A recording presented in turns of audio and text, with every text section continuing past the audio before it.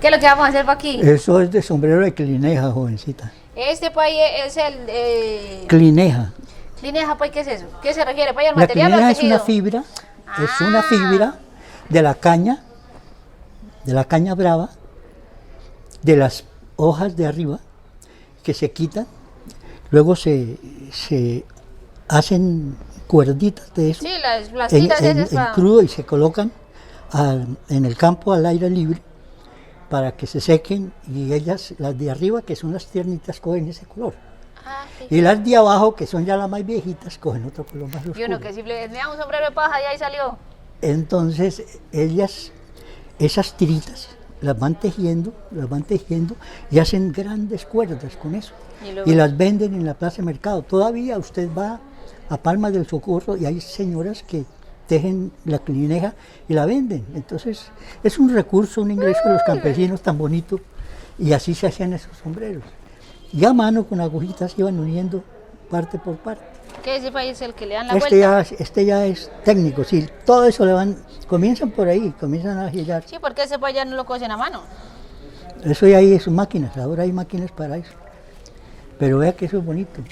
Hola. Hacer los sombreros antiguos, cómo la gente se defendía haciendo sus ropajes y todo. Bueno, la ropa Hacían sí, pues, todo desde cero. pues la costumbre fue impuesta por España porque hubo una culturación muy fuerte, muy rígida, que acabó con nuestra cultura, con nuestra tradición nativa. Con la cosmogonía nativa se destruyó completamente. Pues si acabaron todo, no dejaron ni registro de nada. No sabemos qué pasó antes de esos vergajos. Ellos traían unos funcionarios que se llamaban cronistas, como hoy decir periodistas. Pero es que igual se supone que manipularon las jodas. Ellos podían haber, pero ellos eran muy ceñidos a lo que sucedía en sus recorridos, los iban narrando, ¿no? Los iban narrando y describían tal cual veían las cosas, ¿no? Tal vez con algunos errores de lenguaje, porque ellos era muy difícil aprender tantas lenguas, dialectos nativos, era muy complicado. Entonces ellos preferían tomar nativos que supiesen los dialectos propios y los ajenos.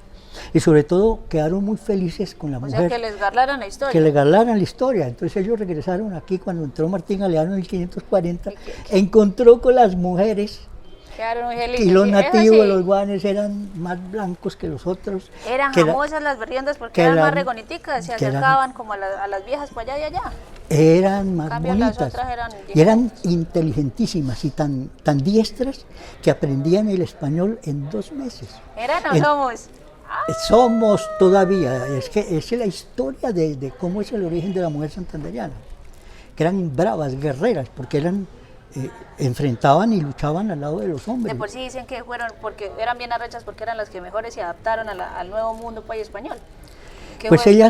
ellas tenían, digamos, una inteligencia superior al promedio de las nativas de América, porque las unas se entregaban sumisas y se avasallaba su mente también y sus sentimientos. La mujer guane, la mujer chitarera, la mujer chanchona, la mujer chaladá, no era así, era inteligente.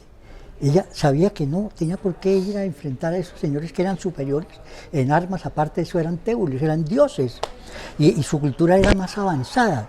Entonces ellas optaron por conquistarlos Por y eso desde la digo. conquista dominarlo desde la conquista. Les iban dando la vuelta. Ah, Y esas entonces, fueron las primeras que se reprodujeron con los berriondos esos, por aquello de la empatía. dígame, La y pasaban decían, bueno también. ellas también decían su chiste de que dijera que el español era más simpático y más querientón que el nativo, ¿no? Por echarles pa' ahí el cuento, hacerles creer, les están endulzando para el oído, para ganarse pa' ahí joditas. Pues era eso mejor que perder la vida, porque sí les fue mal también. Bueno, maestro, pero antes de seguir garlando, que usted cómo lo garla de bueno, ábrame la jeta, ¿cómo se llama su persona? ¿Qué es lo que usted hace? ¿Por qué nos cuenta todo esto? Para que allá le conozcan la jeta. ¿Está listo eso? Uy, eso está rodando desde antes, estamos echando chisme. Bueno. Si viera los chismes que me contaron. Bueno, mi nombre es Álvaro Sarmiento Santander. Soy un charaleño de 77 años cumplidos, gracias a Dios. Noelita, pero se conserva berriondo. Estoy disfrutando ya de mi pensión, de mi jubilación, en la parte laboral, porque en la parte intelectual sigo trabajando enormemente. Hasta que la tusta de... Por un gusto muy bonito que heredé de mi padre, que era historiador y periodista. La historia, investigar la historia, dedicarme a eso, pero aparte de eso también fueron otros talentos que pude tener como escritor, como poeta, y hoy en día pues tenemos la suerte de contarle a Santander que ya tenemos 5 premios nacionales. ¡Ay, ala, qué pecado! Casi digo que no. Gracias a Dios, gracias a la cultura santanderiana. Aquí expresamos muchas cosas, somos muy pensadores, muy creativos, y eso nos permitió llegar a estos lares de la literatura y escribir. Y lo demás ahora, pues dedicado a investigar, dedicado a escribir todo eso que investigué durante más que no se paran gajos pichos, de muchos años. Y eso es con pruebas, eso es con documento, con fuentes primarias. Esa es la joda. Y leer también mucho de fuentes secundarias, porque es importante. Hay muchos que han avanzado, han encontrado documentos muy importantes. Eso. Para iniciar mi investigación tuve que leer, compré 23 libros sobre los comuneros, incluso uno de un ruso y un italiano sobre la revolución de los comuneros para conocer bien la historia, cuando yo ya tenía pensado retirarme. O sea, como dicen, pues le desmenuzó la joda echando para atrás, para adelante, buscando fuentes de diferente origen. Claro, entonces resumí cada libro y en mi apartamento en Bogotá coloqué papel periódico a lo largo de todo el apartamento, y había un resumen de un libro, en el siguiente, por la fecha de edición, estaba el texto que copiaba lo contraducía o daba un dato nuevo. Entonces, con todas esas comparaciones, elaboré un cuestionario y me fui a la Biblioteca Nacional de Colombia, que queda en la 7ª con 24, que la mayoría de los historiadores... Sí, la mayoría de los historiadores ignoran que en la Biblioteca Nacional de Colombia hay un fondo antiguo que tiene el archivo comunero más grande que creo que tiene el país o América. Son 18 tomos así de gruesos, empastados en cuero, manuscritos con letra cursiva, donde están los índices de los documentos sobre la revolución de los comuneros, los que se salvaron, porque los demás fueron destruidos, otros se los llevaron y reposan en los archivos de Sevilla, España. Tuve la suerte de eso, allá duré 12 años, de la mañana a la tarde. Digo, entregado, hijo de puerca. Entregado a eso, y entonces iba encontrando documentos nuevos sobre hechos de diferentes municipios, sobre la independencia, sobre la revolución, la batalla del Pienta. Entonces, todo eso que yo escuchaba, lo fui buscando hasta que enriquecí los relatos y dije, bueno, me pensiono y me voy para mi tierra. Aparte de eso, pues me acompañó un infarto. Lo acompañó, esa es compañía de suya. Eso es compañía. Un infarto al miocardio.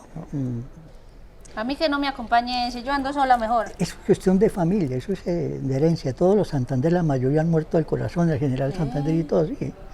Y mi madre, mis tíos, todos murieron. Sea, como decimos pues allá en la casa mía, en la rancha mía, no le heredan una tierra, pues si le heredan una joda esa. Claro, mucho abolengo, pero no dejaron plata, todas la gastaron. Tuitica ya se la... Mano, entonces uno quedó sin nada. Eso más o menos en resumen lo que... Pero pues lo que uno tiene en la cabeza, pues ya aquí es lo que es. Ole, sí. Antes de que le siga, pues es que nosotros tenemos pues una curiosidad. Es que queremos que nos hable como tal de la provincia. Que empecemos pues por ese lado, eso sí tantico menos, y luego sí echamos tantico más para aquí para San Gil, que es la capital. Bueno, pues la provincia de Guanintá surge por una ley del 2 de marzo de 1844 que dictó el Congreso de la Nueva Granada. Así surge nuestra provincia de Guanintá. Pero esto tiene una historia impresionante junto con todo lo demás. Recordemos que Santander se generó como departamento en 1886 con la Constitución del 86, en que se reconoce la calidad de municipios a todos los distritos parroquiales. Es que lo que fundaron los españoles acá no fueron sino villas y ciudades. Las parroquias era otro cuento. La parroquia, sí, eso se generaron asentamientos españoles en las poblaciones o poblados indígenas, y de ahí se fue generando todo esto. San Gil, el cacique Guane, no vivía aquí. Que sé que Guane vivía en Gérira, o sea, en la Mesa de los Santos. Era más para allá, así más como para el Cañón. Claro, y sus tribus allá menores. Donde dejaron para allá pintado y las cuevas llenas pues, de riquezas y toda esa todo joda. Lo que llaman las pictografías, que hoy en día los antropólogos afirman de que son ideografías, concepto muy hermoso. Y se está comparando, y incluso en esas cuevitas encontraron el calendario solar y lunar cubano. Los guanes tenían unas piecitas hechas en cerámica donde estaban los ciclos del sol y la luna, la menguante, la creciente y todo, y ellos sabían cuál era la época de sembrar, la época de lluvia, la época de los truenos. Esas 12 piecitas estaban unidas por una cuerdita de fique y la usaban los caciques y los sacerdotes como un collar. Y se iban guiando por los ciclos lunares cuando era el menguante para sembrar y todo. Ese calendario se encuentra... De esa ciencia, ¿qué hora le dicen brujería? Porque ahora la única ciencia es la que hacen los vergados esos allá en el laboratorio. Indudablemente, nuestros guanes tenían una visión del universo impresionante. Tanto que ese descubrimiento lo hizo un antropólogo de apellido Salazar, creo que es de aquí de San Gil o de Bucaramanga, creo que es sangileño. Él tuvo la intención de crear un museo solar en Florida Blanca, pero en ese entonces, 1939, 40, 46, a quienes le propuso se burlaron de él, que era el colmo, que unos indiecitos zarrapastrosos como los de Santander fueran a tener un calendario solar. Zarrapastrosos, tan pendejos y todos los llevamos en los genes, zarrapastrosos, ¿quién será? Mucho lo pingo. Pendejos, ¿sí o no? Bueno, pero dígame, Pai, ¿cuáles son los municipios para aquí que tenemos ahora? Los que tenemos aquí en la provincia de su persona. Son 18 los hijuepuercas. De la provincia de Cuarenta, sí, pero todos tienen su historia. Qué lindo, usted en cada municipio puede encontrar un monumento, un lugar histórico, un lugar turístico. Por eso es grande Santander, porque hay un apego, un sentido de pertenencia profundo en nosotros, porque amamos esta tierra. ¿Por qué? Por nuestra historia.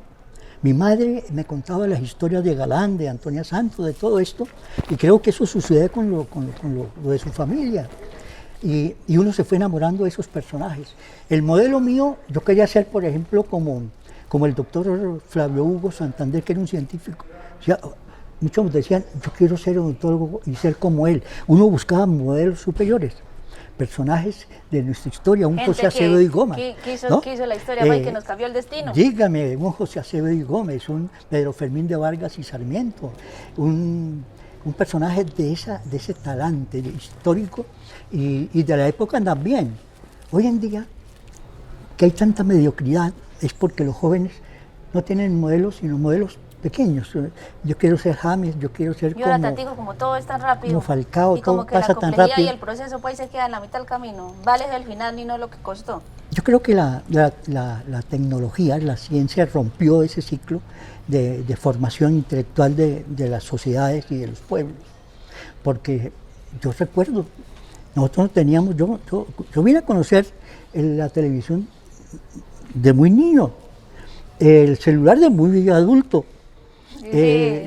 Ya el internet, carajo, nosotros, ¿qué internet? El internet era la garladera en el parque. Como decimos ahora, que el influencer de ese tiempo era País Bolívar, era País Santander, esos sí eran influencers de verdad. Entonces uno leía mucho porque los padres se esforzaban por la educación de uno.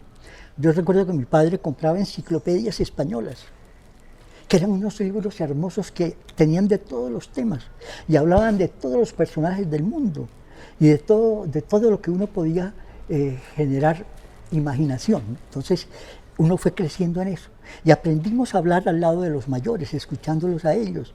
Y luego salíamos a las andenes de las casas, como no había televisor, a garlar, como dice su merced. A garlar y a contar las historias. Y a contar historias y los cuentos. Pero eso no siempre le iba a uno bien, porque a veces el taita y uno por hacerle Pai, le contaba las historias Pai de las brujas. Y vaya, usted salga Pai por la noche hasta el baño, Pai, a mirar a ver con el No, mijita, a las 8 de la noche teníamos que estar ya encerrados en la casita y con pijama y acostados.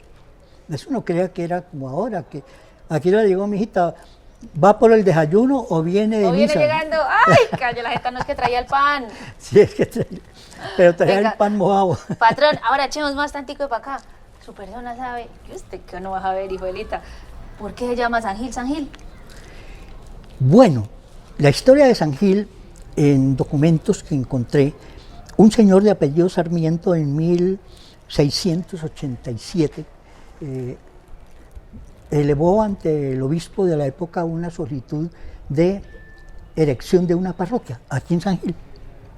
Pues indudablemente los celos en ese entonces de los párrocos de otros pueblos como el de Barichara se opusieron a eso.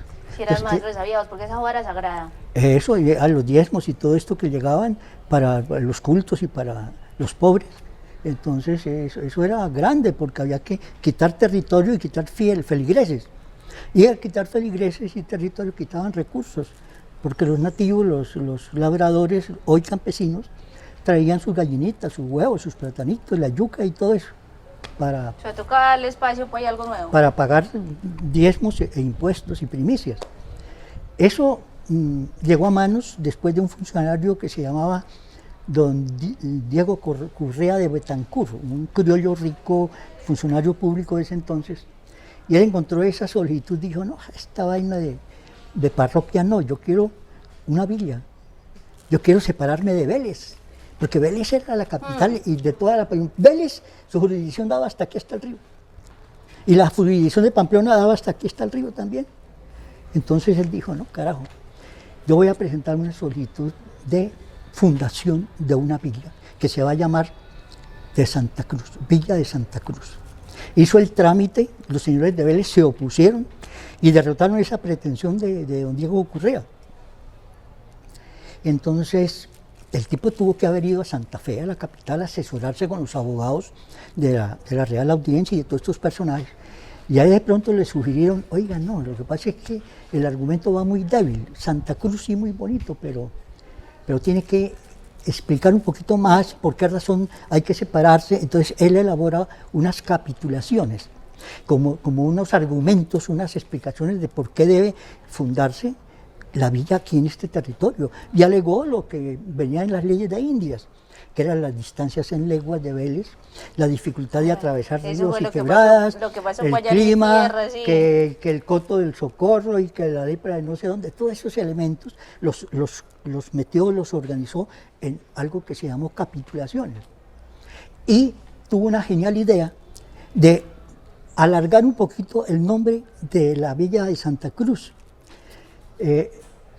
Resulta que el presidente de la Real Audiencia era don Gil de Cabrera y Dávalos. Ahí venían apareciendo por ahí las llaves, como dicen por ahí. Y él era el funcionario que expedía la licencia para la fundación de la villa. Muy inteligente, le colocó, solicitó la licencia para la fundación de la villa de Santa Cruz y San Gil, el cepillazo a don Diego le echó baila, como dicen por ahí. De la fundación de la villa de Santa Cruz y San Gil de la Nueva Baeza. La Nueva Baeza era la provincia de España de donde era natural su papá, el papá de don Gil de Cabrera, que era el presidente de la Real Audiencia de Santa Fe. Claro, cuando llega esa documentación bien sustentada, bien argumentada. Bueno, ahora sí. Ya queda en la historia de los santandereanos y sangileños. Entonces le dio inmediatamente aprobación el 27 de marzo de 1689. Verga, fue estratega, no era ningún pendejo. De verdad, pues no era ningún pendejo, era un tipo inteligentísimo. De muchos recursos, sí, buen funcionario, don Diego Correa de Betancur. Esa es la breve historia de cómo surge San Gil. O sea, surge por ahí el nombre fue... eso no fue casual ni fue... A que lo aprobaran sí o sí para poder abrir la villa. El cepillazo al señor presidente de la Real Audiencia de Santa Fe. Indudablemente eso hay que asignarle una jurisdicción. La oposición de Vélez era porque les quitaba más de medio territorio. Le quitaba pueblos, poblados y parroquias grandes. Porque en la nueva jurisdicción de la villa de Santa Cruz y San Gil de la Nueva Baeza quedó incluido la parroquia del Socorro. San Gil fue primero villa que el Socorro.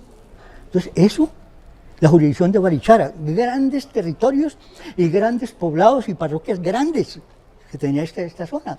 Entonces esta provincia comenzó a desarrollarse notoriamente. ¿Por qué? Porque la mayor parte de las fincas quedaban sobre las vegas de los ríos, el río Fonce, el río Suárez, que siempre tierra rica. Rica, el río chicamocha o que llamaban sogamoso. Y aquí había mucha parcela. Entonces el campesino, el nativo, cultivaba, sembraba, producía pues fique, tabaco, caña dulce, habían haciendas ganaderas. Y todo esto comenzó a prosperar rápidamente porque los nativos y los labradores o campesinos de la época eran muy hábiles tejiendo mantas. Entonces cuando llegan los españoles se encuentran que las mantas que tejen acá, en Santander, en San Gil, en esta provincia de Guanentá, son superiores a las mantas españolas en su tejido y en sus colores. Entonces yo me digo, aquí hay un elemento probatorio del nivel intelectual y tecnológico de la etnia guane. Porque es que la civilización de los pueblos se mide por el grado de desarrollo tecnológico de civilización. Esa civilización se mide por ese desarrollo. Entonces, si los guanes, con un telar rectangular, que tenía una madera aquí perforada de huecos, pues sí. ¿Sí la ha visto aquí en el museo? Sí, patrón. Ahí metían los hilitos de algodón y las tejían y luego apretaban. Sí, pues que le hacen pues, el telar clásico, pues que conocemos ahora todos, que después fue una máquina y así fue avanzando. Ese simple telar, comparado con el telar español que tiene 15, 20 palancas y una cantidad de vainas, que es una tecnología que nos llevaba más de 500 años de desarrollo de Europa, los mismos españoles se dan cuenta de que en esa simpleza de telar, que era un rectángulo chiquito, se producían mejores telas de mejor color y calidad. O sea, que la joda no estaba en la máquina, sino en la técnica y en la creatividad que tenían los berriones. Entonces, ¿qué es eso? Es lo que hoy se conoce como nanotecnología. 300 técnicas de elaboración de una manta frente a 3 o 4 técnicas aplicadas en un telar rústico, es una diferencia grande.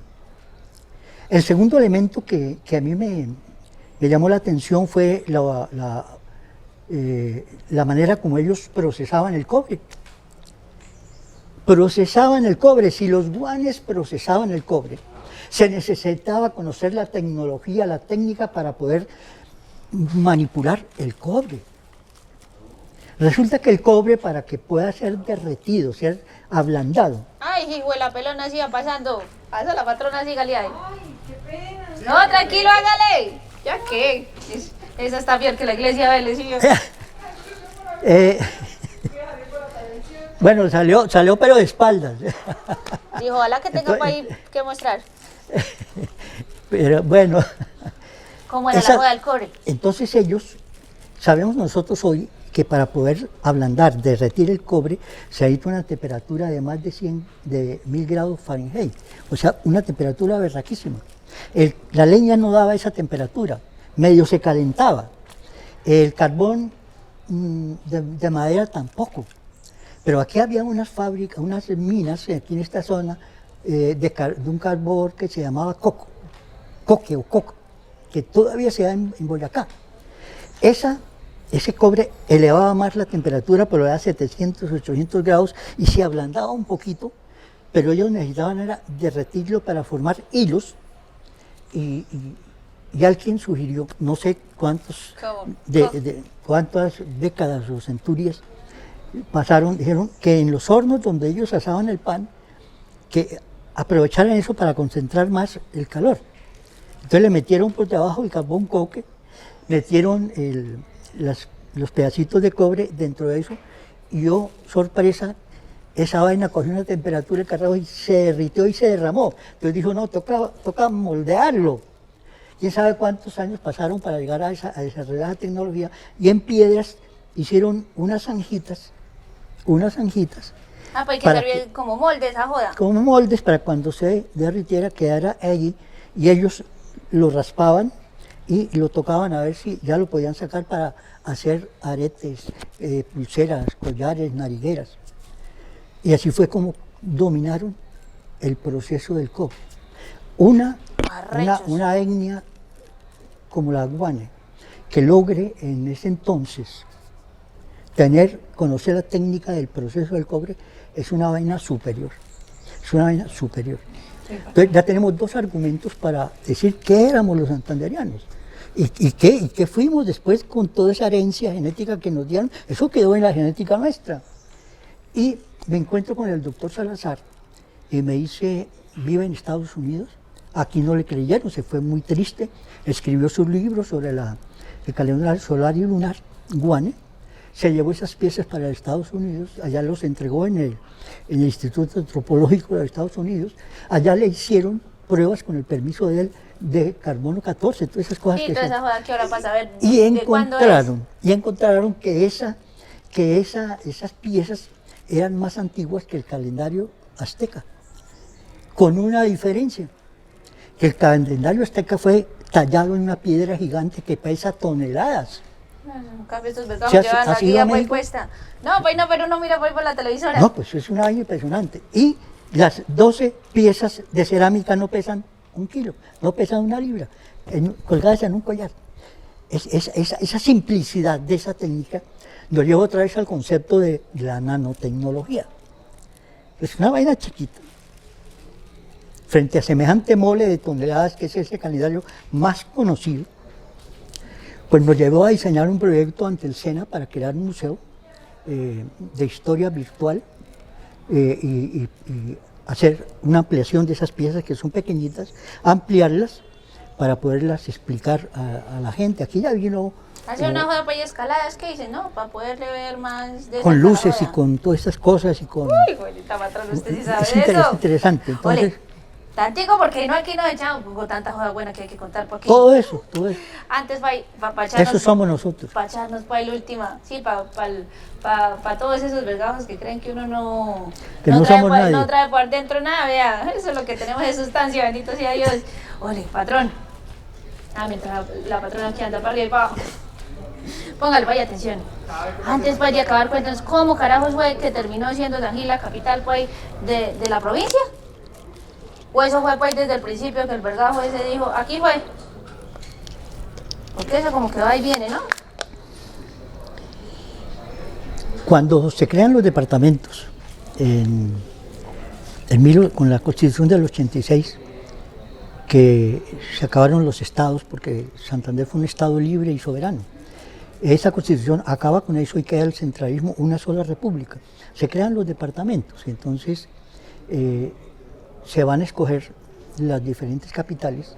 Inicialmente, pues, se toma la historia que tuvo el Socorro del estado de Santander. ¿Cómo era la capital? Capital del estado de Santander.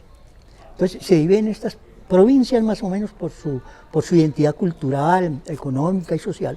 Se van creando estas fronteras que eran imaginarias, ahora se convierten en fronteras reales. Entonces, por la afinidad de provincia de estos 18 municipios se constituye la provincia de Guanentá y se coloca como capital a San Gil por ser el pueblo, la villa con más desarrollo, porque de aquí surgieron todas las demás parroquias. Todas debían contar con la autorización del párroco de San Gil para poder ser creadas. Curití, Barichara, Mogote, Charalá, todos los pueblitos dependían de acá de esta jurisdicción. Ay. Entonces así surge la capital. Y otra cosa, aquí también nacieron en esta provincia los más importantes ideólogos de la revolución de los comuneros y los mejores ideólogos y próceres de la revolución de independencia, aparte de los guanes, de los nativos, porque en 1547 hay un gran enfrentamiento entre el ejército español de Martín Galeano y los 3 caciques principales de esta provincia santanderiana, que por crónicas de españoles, por escritos originales de los españoles, dice que eran Chanchón, Guane y Charalá. En forma secundaria se habla de los yariguíes y de otros, pero eran cacicazgos menores. Digamos, del cacicazgo también se revela y el cacique Chanchón. Y hay 3 alzamientos que indígenas. empieza la Entonces, joda. y todo es aquí en Santander. Eso Luego sí. los comuneros vienen acá con las protestas de Mogote, Charalá, Barichara, Curití, Simacota. Es aquí en Santander. Es aquí en Santander. Para si a alguno le queda alguna duda Y la independencia, de que aquí la crecimos, misma cosa. de que aquí crecen país los más arrechos, ¿sí o no, patrón? Pero ¿Por así qué? puros bríos pues con la buena intención, no solo por joder, como dicen por aquí que somos arrechos pues De solo bravos y de solo groseros. bravos. No. No, mijito, aquí hablamos duro porque es origen de una tierra infértil que nos toca dominar con mucha bravura, Es lo que yo le decía. con berraquera. Eso no es Que fácil ese país, hacerlo, por ¿no? cómo es el territorio, Entonces, eso genera... que lo obliga. Claro. A uno le toca sacar pues lo que tiene por allá. Berraquera. Entonces de ahí surge un concepto de insularidad, ¿no? Que somos muy independientes, no egoístas. Aquí no debemos hablar ni de egoísmo, ni de envidia, ni de nada. Nosotros aquí Véngase somos... para acá y verá lo No. bonito que le tratan la jeta a su persona. Más bien venga y nos visite. Precisamente, patrón, dígale pues a los jóvenes qué es lo que tienen que hacer, que se preocupen pues por la historia y la tradición, porque hay que saber de dónde vinimos para saber para dónde vamos, para que les invite a que no se les olvide pues la historia y además para que les invite para aquí a la provincia de Guarentina. Échele Tantos muchachos que salen hoy a protestar en esas manifestaciones vandálicas, simplemente adoctrinados por alguien que les insinúa sin conocer la historia. Mire, uno para poder hablar con propiedad necesita conocer la historia. ¿Para qué? Para no repetir los errores, porque todas estas ciudades, todos estos municipios, toda esta sociedad, el país, todo país tiene su historia, tienen errores y eso es lo que hay que corregir. Los jóvenes de hoy en día tienen derecho a pensar en un país a su manera, pero aporten con creatividad, no con violencia. Destruyendo no se construye nada, ¿no? Destruyendo no lleva a ninguna parte. Pero si uno aprende a pensar, como dice Hegel, cuando uno comienza a pensar, comienza a ser libre. ¿Y cómo aprendo yo a pensar? Pues aprendo leyendo. Pónganse a leer y no solo aprenden a escribir, sino a pensar, porque conocen el pensamiento de otro y desarrollan un sentido crítico de lo que lee. Entonces, el problema hay que conocerlo, las raíces del origen de esas situaciones que el país vive, conozcan la violencia pasada, conozcan quiénes fueron los líderes de esos errores de la violencia, del narcoterrorismo, de la corrupción. Eso ha sido histórico, eso no crean que se lo inventó este gobierno u otro o aquel. Este es un Estado de derecho, es una democracia donde cada quien tiene que construir lo suyo y salir adelante, porque el Estado no está para eso. Esto no es un Estado paternalista, es una democracia que respeta libertades y le procura a usted lo que usted necesita. Hoy están entregando becas gratis, estudien, fórmense, capacitan. No coman cuento, duden un poquito de todo lo que le dicen sus maestros y los mayores y las personas que lo están asusando a la violencia, jóvenes. La violencia no construye nada, las ideas creativas son las que llevan el desarrollo y la tecnología. O sea, como dicen por ahí, vengan aquí a Santander. Revuélvale a la olla para ver si llega el cuncho antes de saber a qué sabe. Y prueben a ver si le falta sal o le sobra. Sí, vengan a Santander, aprendan nuestra historia y vean cómo estamos construyendo unos pueblitos, unos campos, unas veredas, unas provincias y un departamento bonito. Aquí hemos erradicado la violencia con entendimiento, con inteligencia, con sabiduría, como lo hicieron nuestros nativos que vivían pacíficamente. Ellos no eran guerreros, la guerra y la violencia la aprendieron de los españoles. No aprendamos eso que nos trajeron los españoles. Volvamos a nuestra cultura nativa de la paz, de la reconciliación, de la convivencia con la naturaleza tan linda, porque ellos eran amantes de la naturaleza, el respeto por la montaña, el respeto por el nacedero de agua, por el bosque. Agradecían a cada palito, le daban las gracias por la utilidad que les prestaban. Esa es la esencia de la cultura santanderiana. Vengan a Santander, vengan a San Gil, aquí los esperamos con cariño. Y aprovechen, pues, que todo el que pisa tierra santanderiano es, patrón. Santanderiano es, sí. Muchísimas gracias, maestro, por esas palabras, pues, por su tiempo y por recibirnos para aquí en su tierra. No, con mucho gusto, y cuando necesiten más tema, aquí estoy. Aquí estamos para echarle, lo que falta traer es para bordar, para tejer, para alguna joda, porque aquí nos echamos para un buen tiempo de entretenimiento y un buen tinto, ¿sí o no, patrón? Ese es el deber como historiador, es transmitir estos conocimientos para motivarlos, para retarlos.